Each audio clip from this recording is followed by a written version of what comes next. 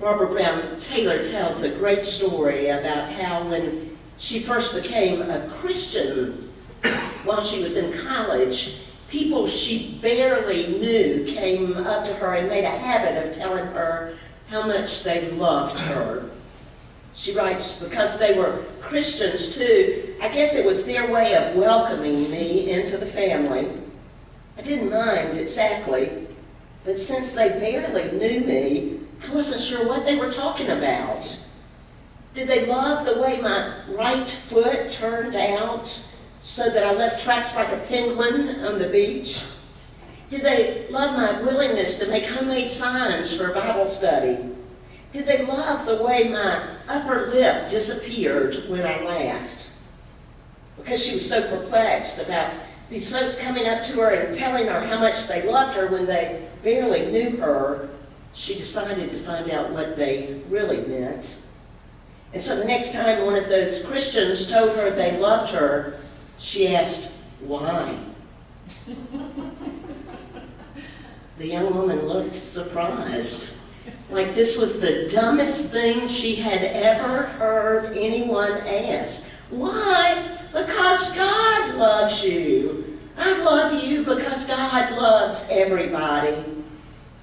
Dr. Taylor went on to write with an audaciousness that I cherish. This may sound small, but I decided that wasn't enough for me. I didn't want to be loved in general. I wanted to be loved in particular, because I was convinced that in particular was how God loved. Plus, she wrote, I'm not sure it's possible to see the face of God in other people if you cannot see the faces they already have. Listen to that again. I'm not sure it's possible to see the face of God in other people if you cannot or do not see the faces they already have. I want to suggest to you today that perhaps Jesus chose to carry out his ministry in the midst of a community, not only because his followers needed a learning lab in which to practice their faith, but also to keep him honest and to nudge him along in his own journey. A journey that would lead him to embody God's love for the whole world, not just in nice generalities, but in the particularities of the lives of the people who appeared right in front of his face. It is so easy to love in the abstract. It is so challenging to love in the particular, and with the particular people with whom you're called to share your life. To love them with all their particularities and sometimes quirks, from the way they put the toilet paper in the toilet paper holder, whether it's up or down, to whether they put the top back on the toothpaste, from whether they record not only the checks in the checkbook, but also the debit card expenses as well, to whether they even notice that their dirty socks are still lying on the floor. As I tell people in premarital counseling all the time, the devil is in the details. And the same thing is true in the church as well. Over the years, I've learned to tell people who are preparing for a church membership, if you're looking for the perfect community where we all agree on anything, any of the time, and are nice and pleasant even most of the time, and are intentionally and consistently loving to everyone, you've come to the wrong place. I cherish Jesus' full humanity, because that means he experienced everything I experience in my own human life. From knowing what it is to be tired and lonely and afraid and hungry, to knowing what it is to live in a community filled with ordinary people like me. And it is to ordinary people like us that he gave this command to love as he loved us. So how do we do this? How do we do what he challenged and modeled for us, which is to love one another, not in the abstract, but in the particulars? I'm going to share with you 4 hints that my first therapist, and I've had many therapists along the way, but my first therapist and spiritual director, who happened to be a Methodist minister, shared with me about 20 years ago. These may sound simple, but I've been working on them for a long time, and I assure you they are not simple. But she said to me, to love like Jesus loved, in the midst of a community, we need to show up, pay attention, speak the truth, and not be tied to the outcome.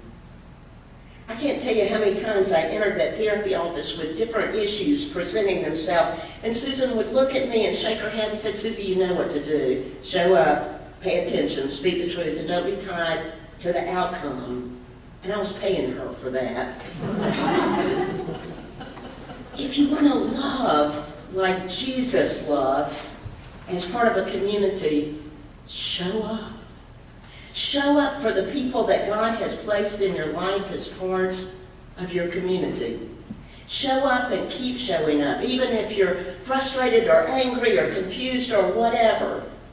And when I say show up, I'm not talking about simply showing up for worship every Sunday, although that would be nice, Marilyn, for our attendance records, I know. But that's not what I'm talking about.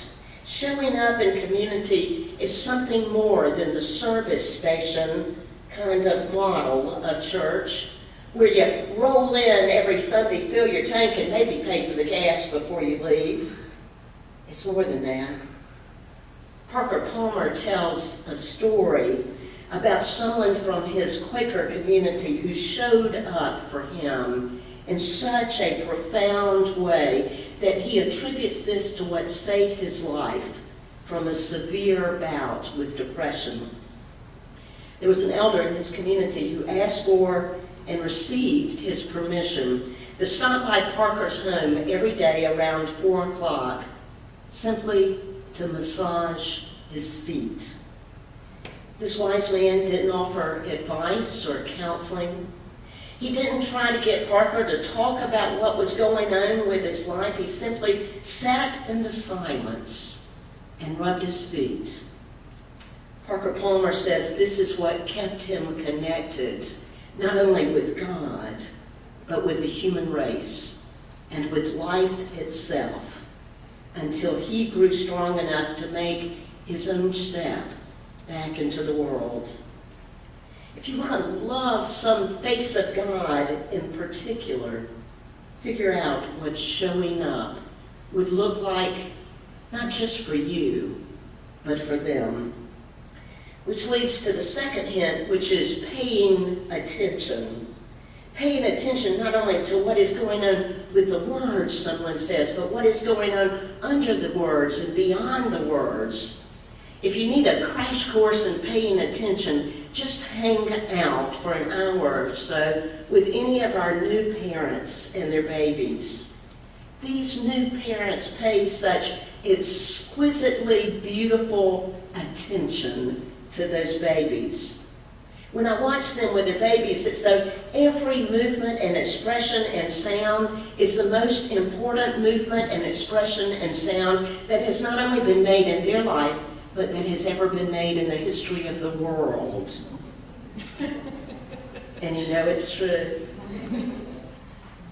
Now I know that none of us are as cute as those babies are, and will never be as wonderful.